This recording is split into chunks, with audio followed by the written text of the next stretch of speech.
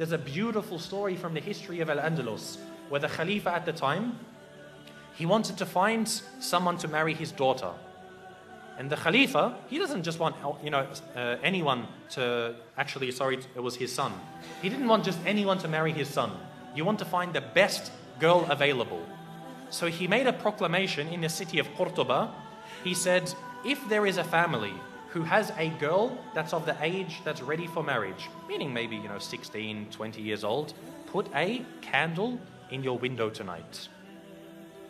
And she's ready for marriage, and she has memorized the entire Quran. Put a candle in your window tonight. They said the entire city was lit up that night. The entire city was lit up because there were so many young girls who had memorized the Quran. So he said, Khair, my son can't marry that many women.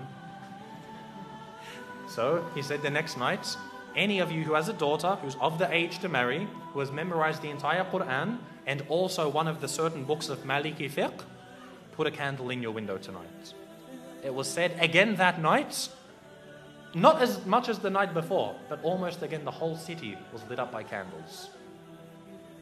I would dare to say that if we were to ask about our entire ummah today, to have one girl who's of the age to get married, who has memorized the entire Quran and one of the books of Maliki fiqh, khalas, any book of fiqh, we would not have a single candle in our windows tonight. This shows the state of the ummah. And this is a sign that we see when our women are educated, the ummah is strong. For the men to be educated, khalas, men are always going to be educated. They're always going to be needed. You're always going to need an imam. But the true test for the ummah is when the women are educated. You see today, most of our women, some parts of the world, the women can't even go into the masjids. They won't even have a space for them in the masjids, let alone educating them. You find, khalas, she knows how to cook and clean, perfect, mashallah, this is all we need. No, they must be educated.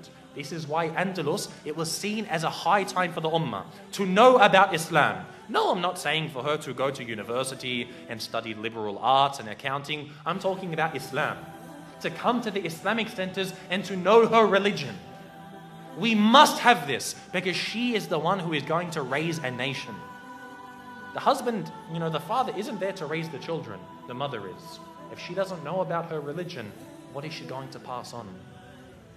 This shows how healthy we are. And the reality is, in ummah today, we are very sick. The women know nothing about Islam and our men are very uneducated. So we have to turn this around.